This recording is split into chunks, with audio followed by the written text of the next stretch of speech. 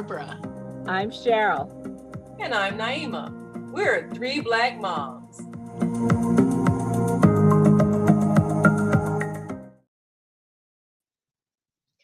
How were we influenced by 50s and 60s television?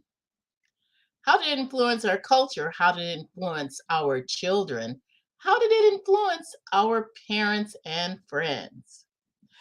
1948 to 1959 is considered the golden age of television. That was the introduction of all kinds of comedy shows, children's television, westerns. And I have to say that Jay Silverheels, an indigenous Canadian Mohawk, starred alongside Clayton Moore, the Lone Ranger. He carried a gun, but he also said guns were just for wounding, never for killing. And television back in those days was very innocent. And there was a thing called the seal of good practice, where they would not show certain kinds of material that would be harmful or detrimental. There was no adult content before 9 o'clock at night. In fact, there was a PSA that would come out and say, it's 10 o'clock. Do you know where your children are? Television back in the 50s and the 60s showed people praying. They showed a respect for biblical values. People were even reading the Bible, whether or not they believed in it. There was a respect for God in a lot of these programs. And there was a real respect for parents. There was purity in nature. There was no profanity, none. There was never any blood. Someone would get shot and you knew they got shot, but there was never any blood. Even Hitchcock used his creative juices to give the illusion of a horror and terror by shadows and Hershey's chocolate, I heard.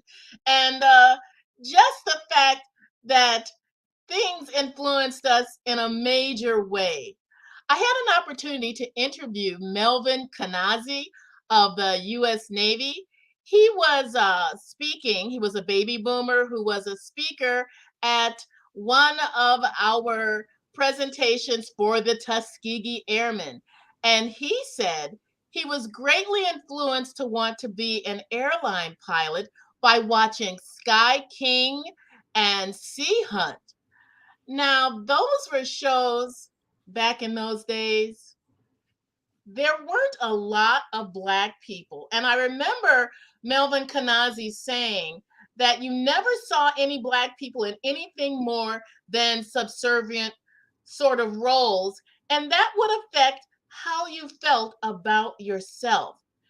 Television has come a long way from the 50s and the 60s.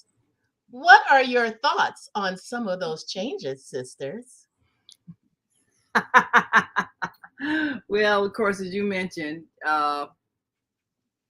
definitely the absence of Black people, I think, had an impact on how we saw ourselves, even how we might even depicted other children in our writings and drawings. And both of you all wrote children's stories very early. I mean, you all were like early grammar school, writing Yes.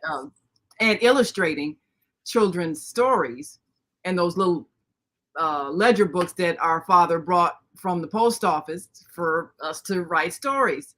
I didn't start writing and illustrating stories till I was like 12, but by then I had been influenced by other things. I think the first autobiography I read at the age of 8 was Sammy Davis Jr., Yes, I Can. And then I read Maya Angelou at age 10. And then I read Malcolm X at age 12. So when I started writing and illustrating books at age 12, I had kind of been racially sensitized. But you all's stories, basically the illustrations were little white children, because that's what we saw. We saw Leave It to Beaver. We saw Father Knows Best. You know, we saw the Flintstones. Yeah, I mean, we saw Dennis the Menace. Dennis the Menace. I mean, we saw white families in white neighborhoods doing white things, and that was what was considered normal, even though in our neighborhood it was all black people. So there was kind of a programming that was happening on a subconscious level that There's that. you Go ahead. Yeah, go you ahead. see yourself as not the norm, and so Exactly.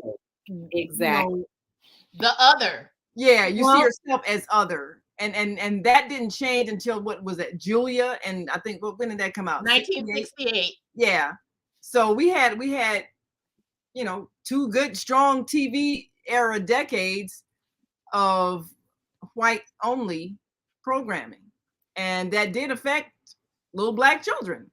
well, yes, because and it affects it.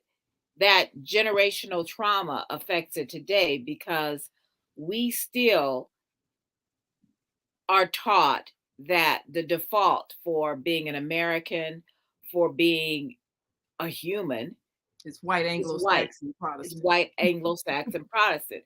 Right. Now, we can say that yes, there was more care given to programming as far as a lack of profanity, but the fact that there were lack of black people did serious harm. And it did serious harm in that we were not the default. We were the othered. We were the dark-skinned mammies or the foil, the fool, the steppin' fetchits, the all the worst stereotypes of black people. And so we did not see positive role models, even if we grew up with positive role models in our own neighborhoods. We lived in a neighborhood which was a working slash middle class neighborhood. There were, our father worked for the post office and he had a second job as a security guard. Mama worked for the Federal Reserve. All up and down that street, there were police officers, firefighters, teachers. We had everybody in our neighborhood. But when we turned on that television, we never saw that. And then later on, by the time we got to the 70s, the depiction of black people were modern day uh, slavery or subservient roles. You had uh, Good Times, which started out as a woman, who had been a maid and saying, okay, we're going to bring her family in. But then why did they have to live in low income housing? Why did they have to start to the father could never find a job, demasculating our men? Why did they have the oldest son become a buffoon and support this kind of coonery that we had seen in the 50s and 60s? So we have and so we did not see ourselves as positive role models. Our dreams were not of beautiful black women doing wonderful things and being in strong two parent families. Even Julia was a widow. We can't have strong two parent families. We did not see that unless we looked at in our own houses. But the thing Mhm. is that a lot, and we were lucky. We were lucky, and in a sense, even though there were problems in every family, like there are in all, we did not see the norm of our own lives reflected back to us by mainstream media. We Yeah. saw buffoonery. Yeah. And so when we wrote our stories, our norm was what we had grown up seeing. And Right. Now so that has changed a lot for our kids. What it's are some changed very positive much. programming you can talk about now? Well, one thing that a lot of writers and producers tried to do was to normalize an intact black family, and we have no idea how political it is. I met Marley Gibbs, and she came to Chicago, and we actually, you know, introduced her to Minister Farrakhan.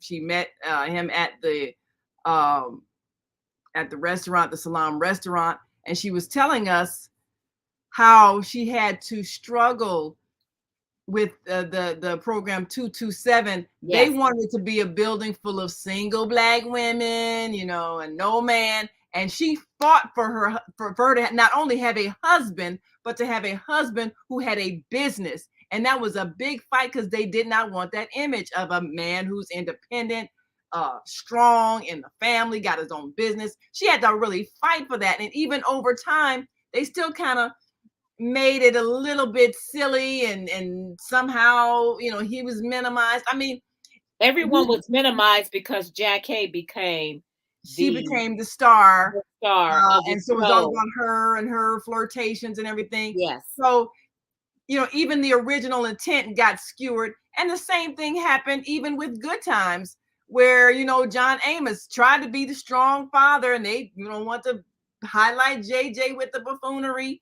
And so he left because he just wasn't having it, you know. Well, And there were and issues then in she him left. leaving because they did not want to pay him what he deserved to be paid. That And too. he did not, yeah, there were some other issues in him leaving the show. Did they kill him off or something? Yeah, he Kill him died in off. some accident, some overseas or something. And Well, then now she left the show. I forgot what that excuse was, but then just became Winona trying to carry it, and it didn't work for more than a it season. didn't Well, work. what And about that's them moving on up to a big place in the well, that was the sky? Jeffersons. The And Jeffersons, they did have him as A business owner. a business yeah, owner, a successful business owner. I mean, yeah, there was still the buffoonery because this is comedy, and yeah. I you mean, still normally have that's their white thing. writers writing for Black characters, And that was and, another thing. and They that did was have what to. they did. Yes, they didn't write, you know, and when we talk about us having to be in the room, this is why. But not, you know, it's not like we just have to be in the room where the writing is. We need to be doing the writing, because Right. you know, anytime a lot of these characters are talking now, you know, openly about how the fight was to get the lines right, to get the dialogue right, to make it authentically Black, you know, and not stereotypically Black people saying stuff that don't nobody say, you know. Yes, Right. exactly. Well, I And remember even with the Huxtables, there was some controversy about, wait, is that real? Is that authentic to have a Black father who's a doctor and a Black wife who's a lawyer? And we grew up with that kind of atmosphere, but there was controversy behind that being played off as right. acceptable, or is that just made up fiction? Right. And I know several couples like that, you know, because matter of fact, Exactly. I think both of my dentists are husband and wife. And so yeah. And my eye doctor, him and his wife, you know, say, hey, I know couples like that. I'm, you know, paying them. So that is a very common thing where you have Black professionals, families, nice homes and all that. But that was another fight to try to make that be normal, whereas nobody questioned it in the white families. You know, you got the father with the job and, you know, the office and the whole bit. Nobody questioned that. Now, somebody did bring up a thing where in a Black family, you never, even when they had the professionals, and I think with the Huxtables, it's the first time you saw a Black professional couple where sometimes you saw them in their work environment. Most of the time, you never even saw them where they worked, whereas they would have scenes. Even remember Bewitched, you know, Darren Stevens Darren? had, he was with the advertising agency. You saw him and his boss and all stuff. You saw them at the office. You saw where he worked. You never saw Black people where they worked, even when they had professional jobs. And that was another thing too, because you can say, okay, this person's a lawyer, this person's a doctor, but if you don't ever see them in their work environment, that still makes it sort of not real. So I think a lot of things are done subliminally in programs, and you don't think about it as a child. You don't even see that stuff. But now a lot of the actors and writers are talking about the struggle to make us having intact families with careers be a normal thing, so that children can see it and see themselves. Like you said, we didn't see ourselves, and there's a whole lot of neighborhoods like Maple Park where people are doing well and they have Exactly. families and everybody ain't cussing and doing drugs. And this is the thing. It was funny. I met when I lived in California when I was younger, and I joined because I worked at the newspaper. It was a small, local paper, but I was one of the sports writers there. And I joined the National Council of Negro Women. And this was interesting to me because I was like one of the younger people there. All of these were professional women. They were, one was a vice president of the bank, and there were all of these things. And they had started having meetings at their houses. And I remember, now I'm in my 20s. I'm in my, mid 20s when I meet them. And these are all women who are at least a decade older, and some of them are even older. And they had started having meetings in their houses instead of, because it got to be hard to just find a place to meet. Mhm. And I would and then of course they would do the whole thing. You come to their house, and I would look at them. They give you, show you the house. And I'm like, you know what? These people live like rich white people, because they were, it was funny because they weren't pretentious. They were very nice women. But they were all very educated, and they welcomed me, even though I was, like I said, I was one of the younger ones. Mhm. And some of them, they were military wives, and there were a lot of them that were teachers, and they lived very well. But granted, this was in the 1980s, and the housing prices aren't what they are now. But even for that time, they lived very well, and they were doing very well. So Mhm. those became some of my role models as a young struggling journalist. That, hey, you know what?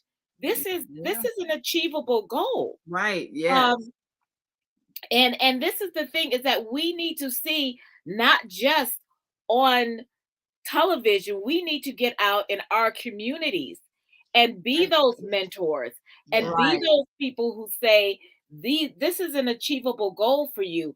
I Mhm. remember when I taught last semester, one of my students said, you know what, you're one of the only second teachers of color that I've had here. And she says, representation matters. And of course I'd heard that all the time, and then I thought, oh yeah, I guess it really does. It does. It People need to matters. see it. People It need to see matters. it. And that's the thing, is that 50s and 60s television, and even the 70s, kind of told us that our feelings don't matter, that Black lives don't matter, that we Right. can just try to glom onto the default and try to be chocolate covered white people in Or order be to make it, invisible. you So know. I Be have the to tell maid. you about this crazy movie. It was a bad movie, but I understood the point. It was called White Man's Burden, and Oh, I Harry know of that Belafonte was movie. in Yes. that, and I've heard of it. I never John saw it. Travolta. But the scene that broke me up, there is this little blonde white kid who sits down in front of the television. He's got the remote, and he's flicking the stations. And on every station, there's only Black people.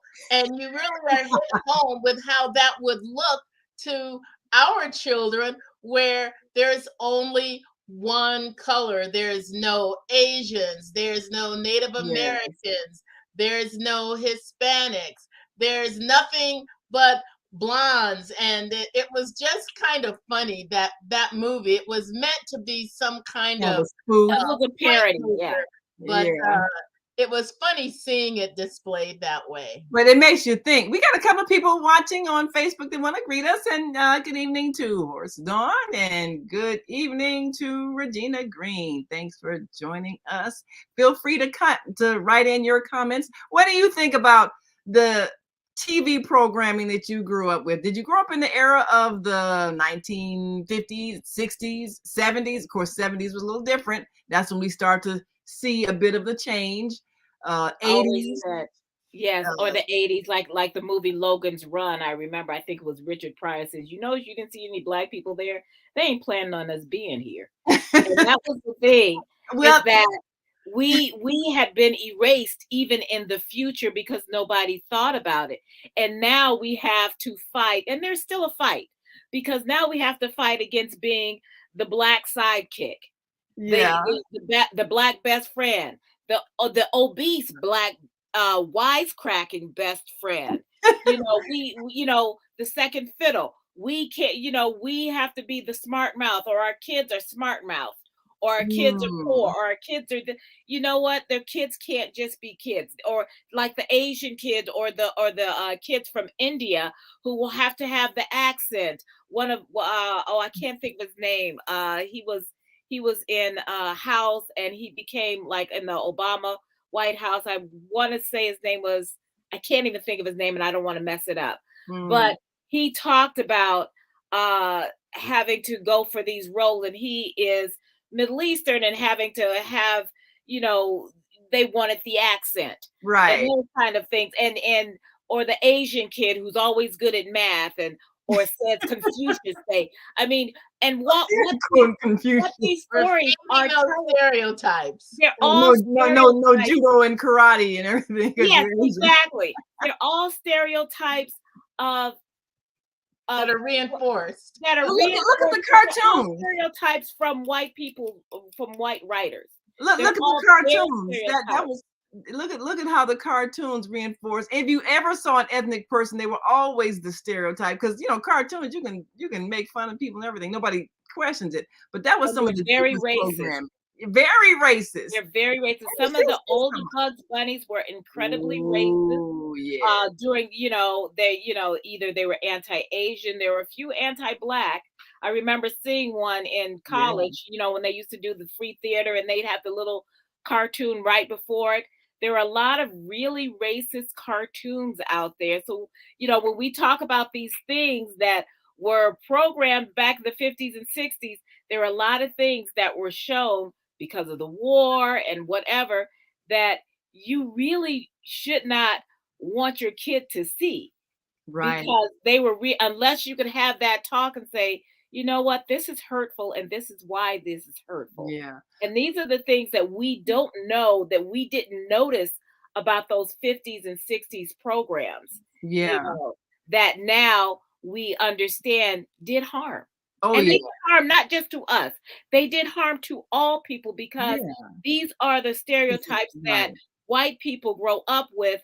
And then when they are called out on it, everybody gets uncomfortable. They get teary-eyed because Yeah. they didn't mean to be racist. Well, this is the thing, is It's this is what we're programmed. taught. You can't It's help a it. program. You can't I help it. But I now, granted, I got a quick story. I granted that I went to school in the 70s. I went to college in the 70s. I actually had someone, and I don't know if I've told this story before, but I had someone who was in the Army, because we had an Army base there, and they would take classes at Kansas State, go Wildcats, and always have to say it. And okay, alumni. and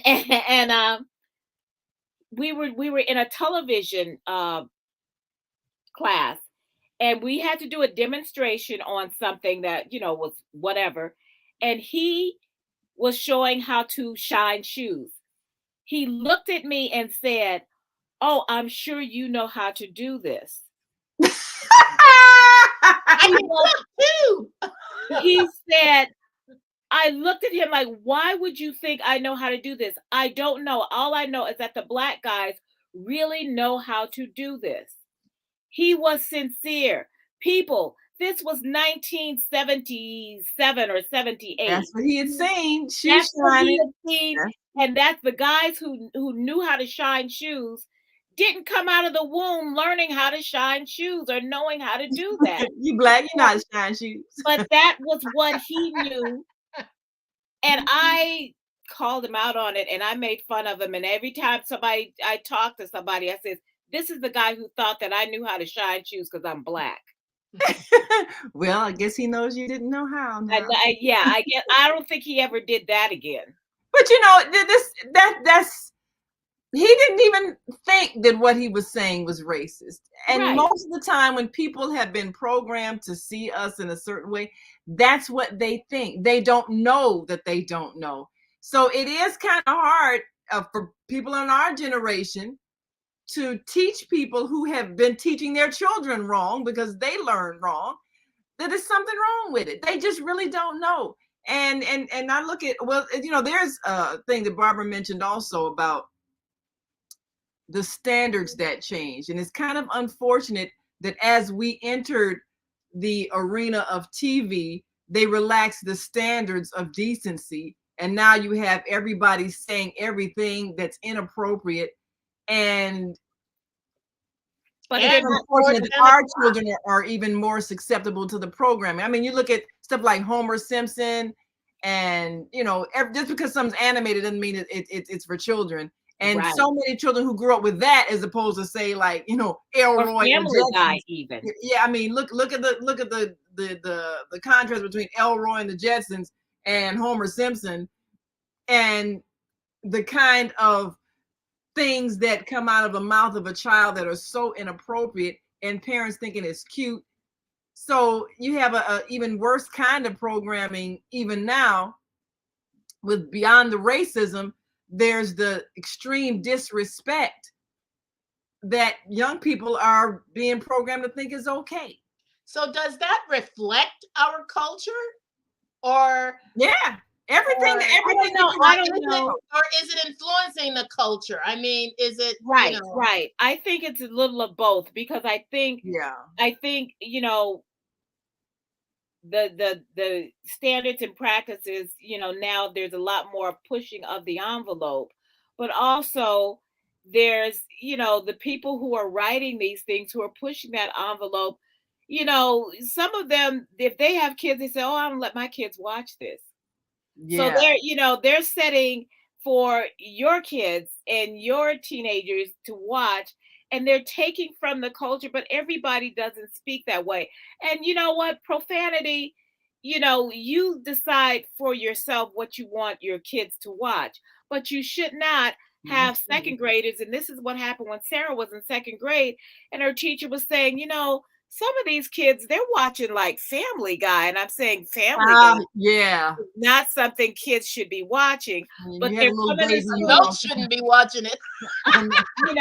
Well, at least as an adult, you have that choice to whether or not you want to watch it. If you're entertained by it, great. If you're not, great. Your baby and a dog make all kind of vulgar remarks. Yes, exactly. But you have children who think this is funny, and also a lot of the things that they don't even understand. Right. They don't understand what they're saying, and they're being offensive. Yeah, and parents who think it's cute and have say it again. Stupid.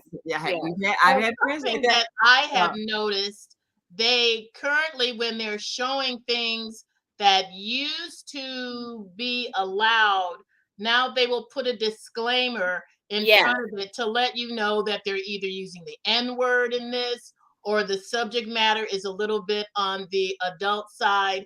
Be forewarned, you may not want your children to watch this. Now, why this is coming on in the middle of the afternoon, I don't know. Kids are supposed to be in school. I know. You're coming on when they come out of school. What else they gonna watch? But whatever. Well, maybe people are homeschooled. That could be. Yeah. Well, we got a comment, and I just remember about Clutch Cargo. Horizon says on most cartoons there were no people of color, but one stood out to me was Clutch Cargo. Remember Raja? He was the only character of color. Yes. Johnny Quest had a little Indian guy. Yeah, Johnny Quest. Yes. Yeah. And she was saying that was Johnny Quest on the cartoon. Yeah. And but he was a stereotypical thing. Remember, he had some kind of magical thing he could do. Of course, Steve Salabini. And he could, Yes, I remember that. And remember all of those stereotype. Yes, stereotype. Yeah, he could do he would make the snakes dance with a flute and all kind of stuff that Indian people can do. I mean, come on now. But you never question it as a child, because which is the reason why we need to question it now. Yeah. We need to question it now. More writers, more intelligent, more parents. We need more writers, more producers. We all races, not just us, but of all. You need to have someone Asian in the room if you're doing a story about Asian. Right. You If know, it's you need about to that have group, then you need to have that group part you of need the to have writing someone team. LGBTQ if you're doing a story about them, so that you're not doing all these silly little stereotypes of people. You need to have people who are disabled who are in the room if you're talking about doing something from the disabled community. You need Right. to have people from all communities to represent not just themselves, but the fact that we are all first human and not a stereotype. Yeah. You know, I Yeah. remember a show that I really loved that was it's I cannot remember this man's name, but he had Down syndrome. He was the start of It the Oh, was show. Life Goes On. Life Goes On, and that yeah. was I think, excellently did he win an Emmy for that? represented. I believe he did. I think he did. I think Yes. if he was nominated, if he either won or he was nominated, but I think he did win an Emmy for that. Yeah. Yeah. Yeah. And then there was wasn't somebody on Touched by an Angel. One of the angels had Down syndrome. I think I remember that as well. Yeah, that was really it was the same guy who starred on Life Goes On. He was, Yeah. yeah, And he yeah. was We had an episode also with the him, writer yeah. and producer of that episode. Yeah, I remember. So we live in a world where everybody needs to be seen as Who of they equal are. value. Who they And you are. can And only do that when you have people of that group let you know if you're being insensitive. Because I could write this, and I tell you, what's her name who writes what's that popular doctor show? And she won a lot of awards for that. What is that? Oh, you're talking about Shonda Rhimes? Shonda Rhimes, yeah. Oh. Now, having to be a black woman, but she's writing about all these different people, Mhm. and you can't tell the race of the writer because she's a good writer, and they've had a lot of different episodes, a lot of issues that they've dealt with, and I'm sure if she hasn't gotten Recognized. I mean, if she hasn't had people to give her input, she is able to be sensitive to different people. But I do think that it's like you're saying, you should have people who are represented by who are represented as the writing group, or at least editing or reviewing. If you're talking about a group and you are not part of that group, you can't assume that because you've seen what they say about them on TV. Yeah, or you read some see, books. because you've seen Good Times. You've seen every episode. Yeah, I know of black Good people. Times. I watch Good Times. Yeah. Yeah, no. So I think that's And those were not even good times. No. no. I know, good times. We in the ghetto. We can't eat, and the Yeah. elevator broken. Good time? No. But I remember, I think I was a freshman in high school when that came out. And some people thought, oh yeah, that's gonna make it. That's a good show. Because they felt like that was representing, That was all. You know what? It's like my friend, like I had a hairdresser who said, one time, black people love Elvis Presley because that was all they had.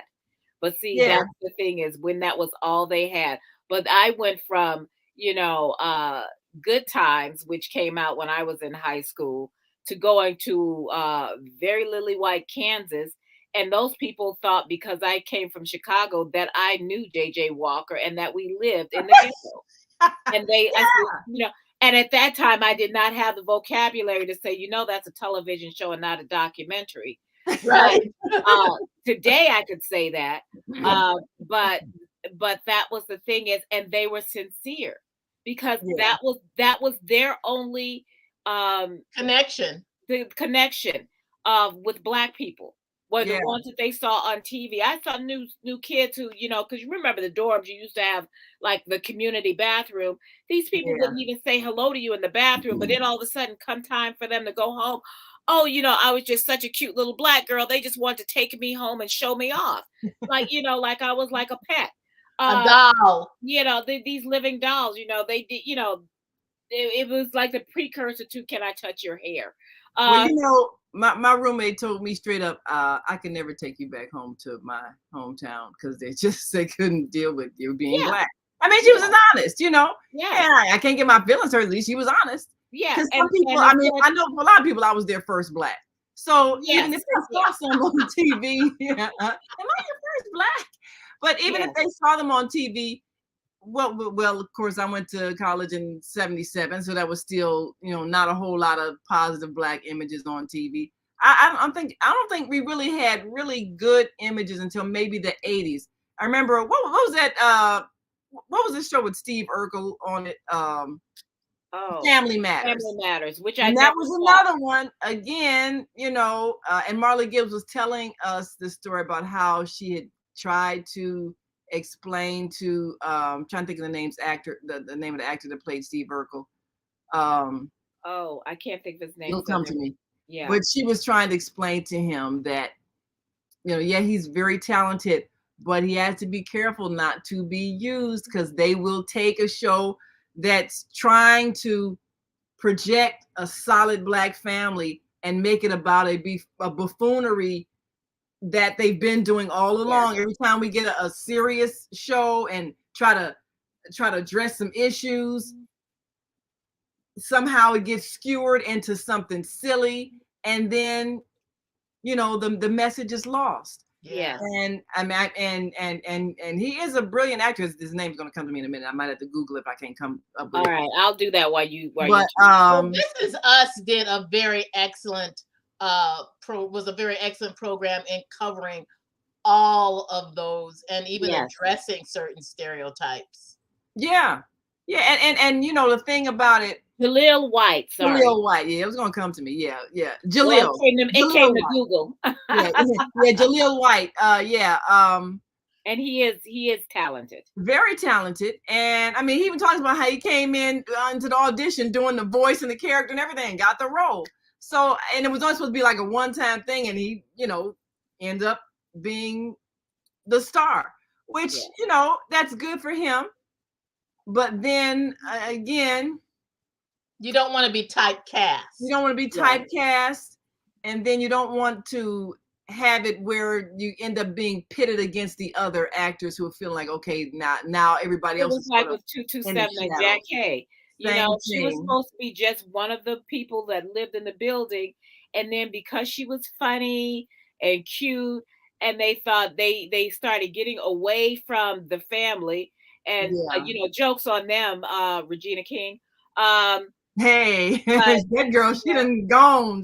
My girl Brenda. Yes. But I remember her from there, and it was nice watching her grow up and then seeing how she has come along. Yes, she has really been a powerful actress. Yes, and producer and director and all the other wonderful things that she does. But this is the thing, is that we go for the quick, cheap laughs. And so we have to make sure that we as an audience, when we start seeing this happening to our shows, write a letter. Email. What happened to the serious content? Say, you know what? This was the principle of this show, and you all have turned it back into buffoonery about, someone stereotype. The stereotype. You're still doing Step and Fetch It and Rochester and all that other nonsense from the 40s and 50s and 60s. And, that wasn't the premise of this show. Can we be funny without being stupid? Yeah. Now, I will tell you, that is why I liked Viola Davis in How to Get Away with Murder. When she walked into that classroom, you were awed, and you were I love the walk, though, the bent over walk. I can do the walk. You were pleased by the strength of that character and the very many things, very many issues that she covered. I don't remember how long I watched it before I stopped, but I just remember that that initial breakthrough was phenomenal. Yeah. I'm not sure I would want Annalise Keating to be my attorney, because folks were dropping dead around her all the time. But I absolutely adore Viola Davis. Yeah. I just adore her. I just think she's wonderful and beautiful. And if she, she's way beyond television now, but if she would have come up on something else, I'd be right there. I'm here for her. Okay, so now I'm gonna plug my calendar. 365 Black days. Facts. On my birthday, the first black judge, well, let me just read. My birthday was the first, and so I'm going to throw January that in there. 1st. But there's something for every day of the year that is phenomenal. Uh, 1804, January 1st, Haiti won its independence from France. And in 1863, Abraham Lincoln's Emancipation Proclamation went into effect. That's just one. That That's was my nice. birthday. That was just January one 1st. of many. And it illustrates, it doesn't just have actors and sports people, it has people from every spectrum of the world who have made steps in history that are incredibly amazing and things that you don't know because they've been glossed over or forgotten. And we live in an age now where these things are Right. now becoming prominent. People can become aware of all kinds of Black history that is more than the 8 people that you learn every February. I know. They tell you about the same 8 people. And Yeah. that reminds me of the story about, we talked about that when Nichelle Nichols passed away, how she was going to quit after the first season of Star Trek. And Dr. Martin Luther King told her, no, you can't quit. Yeah. This role is We too need important. We you. need you to show that, yes, Black people are in the future and we've overcome racism and Yes. sexism. Yes. So you gotta demonstrate all that. Of course, we have a bad fashion sense in the future, but that's a whole nother thing. Well, Everybody's wearing the same thing. No fashion statements there. hey, No. well, cut down on time shopping. Yes. Just get everything is the same, so you got to think. But I think that even now some of the futurist shows like Star Trek, they have Right. they have aliens that are Black. We had Black Vulcan on Star Trek Voyager. and then of course you had the Black Klingon on Star Trek Next Generation. Very popular actors. So I think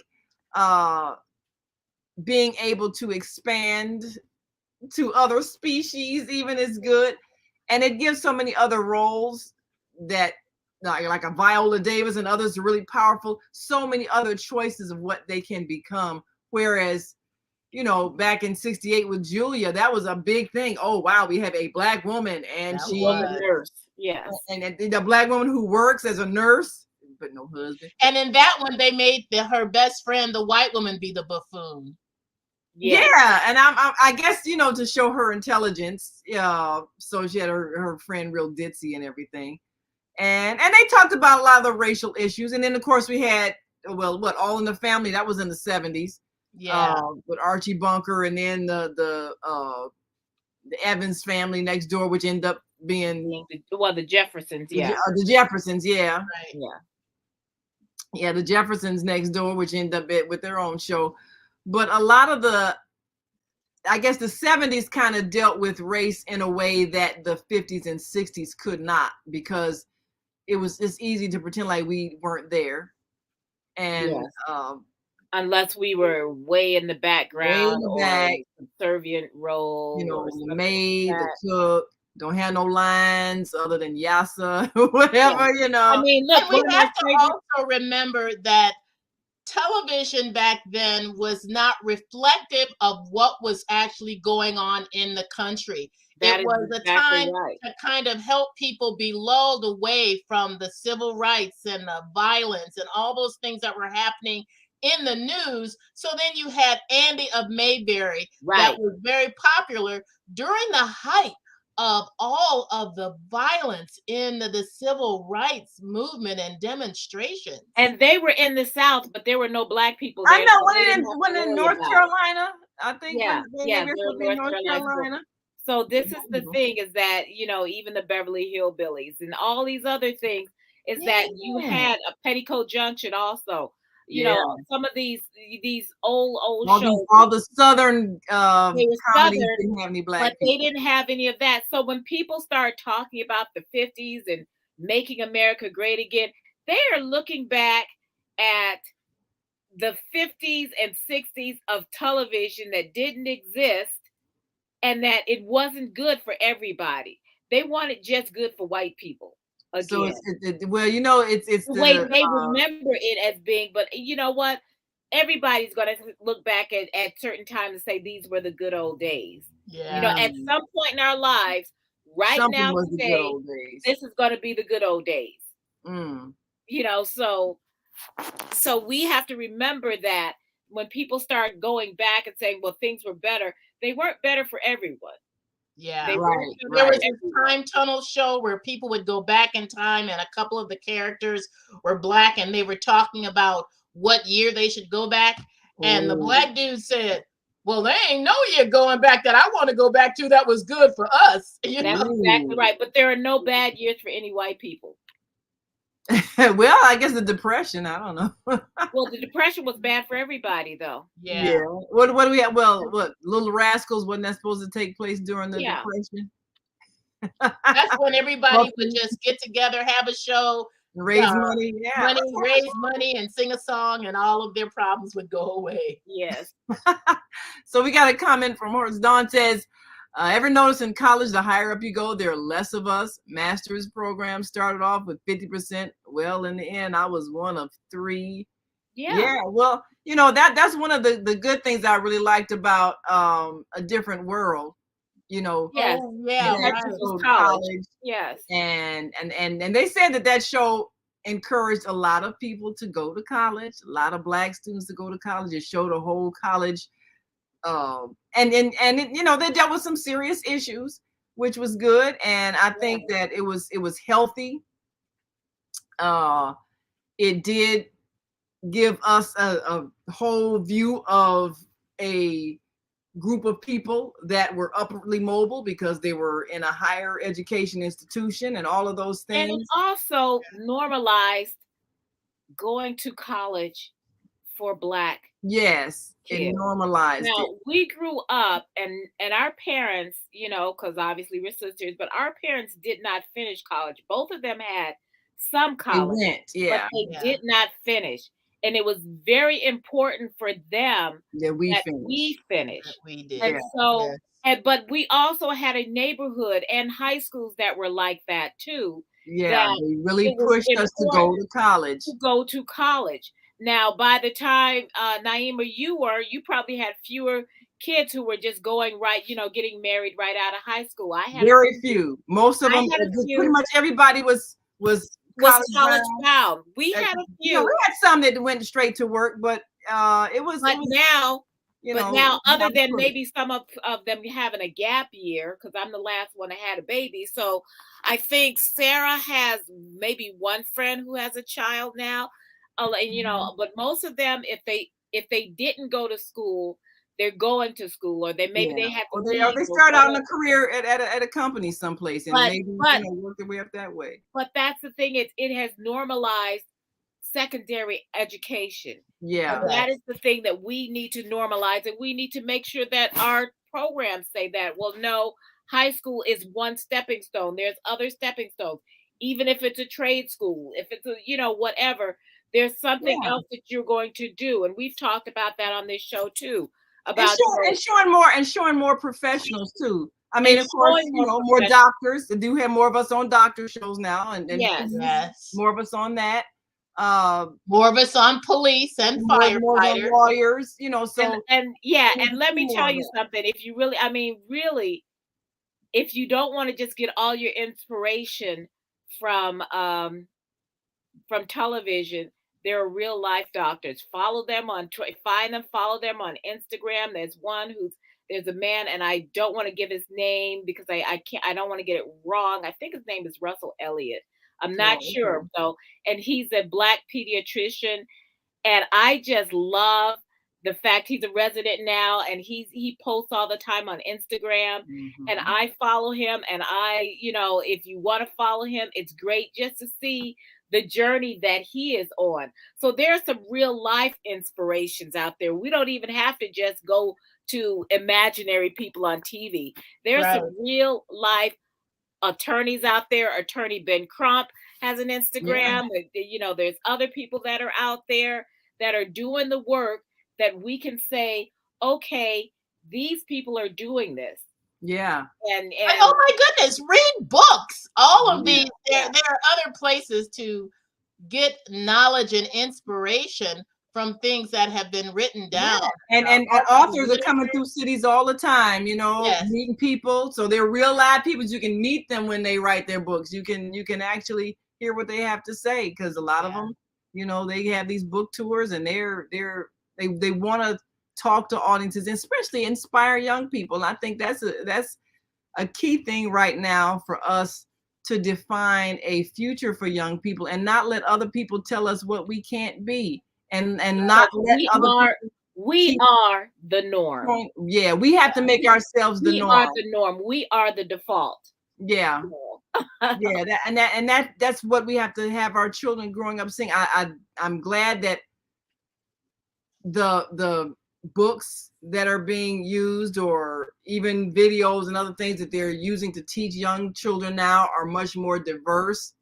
I mean, that was a struggle to get to that point where children now, you know, if they're looking at children's programming, they're seeing, you know, all different colors and Isn't races. there like a doctor? Is it Doc McStuffins? Or I see. Well, my little one is too old for that. But there's a doctor, the Black Doctor, who's on who's a animated show. Somebody knows that show. Yeah, I think I've seen it once, and Horizon said, yes, ladies, all this about, we need to push education and definitely encourage programs that are multicultural and reflecting the world as it is, so that everybody's not seeing whiteness as, like you say, the default. You know, there's normal people, and then there's you others. The rest of y'all. The rest of and we have to stop even using that language. I keep telling people, do not call yourself a minority. Don't use any language. You know what? If you have to say, you know what? You know what you are? You're part of the global majority, because the global majority are people of color. Yes. And we need to know that and feel that. Majority. Yes, we are part of the global majority. If you're gonna section off and separate people according to skin color, which at some point we have to stop doing anyway, because it's ridiculous. Because race is a social construct. Right. It doesn't exist. It doesn't exist. You can have certain genetic traits based on how long your ancestors stayed on a certain part of the globe and adapted physiologically. But as people intermarry, even those things are going to change. You're going to have all kinds of mixtures of genes. So you can't even, at some point, we can't even put on a census form a designated race, because nobody's really going to all. When they say all the things, I noticed those changes on the forms when my kids were, well, not when Lavinia was in school, but when John and Lorelei started, they had more boxes that you could check if you were more than one. I made them change the form at Sarah's grammar school. Yeah. Because they had Black, white, Oriental, or other, and it had been there probably since the 50s. And I had to write the principal, and because they had been white. Y'all need to upgrade. They never even thought about it. I says, well, no, they never, because they never had to. It was never their issue. Yeah. So as we become more aware, we need to make sure other people become more aware, not in a hostile way, but just educate them. Educate people. Educate, and have a vision of where we know the world needs to go. The world needs to be able to see all people as the norm. There is no regular people and then others. There is everybody's regular, everybody's normal, everybody, however they look, however they live, it's normal. And if they're going to be included in a story, then members of that community need to be advising how best to do it, so that they don't get stuck being portrayed as a stereotype. Because the 1950s and 60s, if we appeared at all, if anybody other than white appeared at all, it was as a stereotype, and nobody questioned it, because we didn't know we could question it. We might mumble about it, but we accepted it, and then sometimes we even repeated it because we didn't know anything. Yes. Yeah. So, well, we want to hear from you all. Feel free to write your comments in and let us know what you think. And Dawn says, yes, We also need more updated books without the false history, or should I go in our story? Yeah, we need to Yes, write exactly. our story, and have those in the libraries and the classrooms.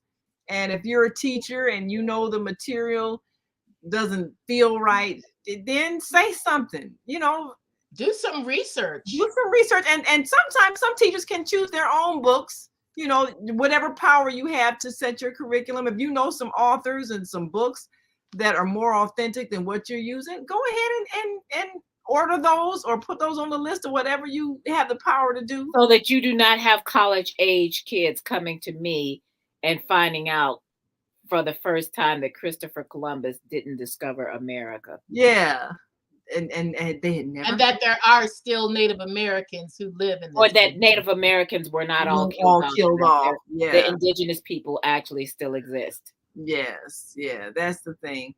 You know, I teach a class for my friend Salim Muwakil. He teaches an urban studies class where students come in from, you know, places like Colorado and, you know, Montana and Idaho, you know, places where it ain't a whole lot of us. And he'll have me come in and do a session so they can see a, you know, Black female. And a lot of times when I ask them what was the first experience they had where they became aware of racism, it'll be some incident very young in their childhood, like 5, 6 years old. Some neighbor says something, or something said about some, you know, child in the classroom who happens to be Black. But until an adult said something Introduces negative, that. they never thought it, they never saw it, you know. And so it's what we're teaching our children. And if we don't want the next generation to be racist, we have to stop teaching them, because they're not born with it. It's taught by adults. So we really want the world to be fair and equal. We have to change what we're doing. And we have to show them the images that show respect for everybody. That's what we have to do. Yeah. So I think it's time for us to go. We've had such fun, and it has been delightful hearing from all of our Facebook and YouTube viewers. And continue to write in and make sure you subscribe to our YouTube channel, 3 Black Moms, and like us on Facebook, 3 Black Moms. And we also have all of our social media contacts here in the scroll here. So make sure you follow and subscribe all of us on Twitter at Naima L, Twitter and Instagram at CC Tap Dancer, and go to the blog, Call Me Barbara, and keep up with us during the week. We appreciate it. Yeah. Reach out and say hi. Say hi. So until next time, I'm Naima. I'm Cheryl. And I'm Barbara. Happy New Year.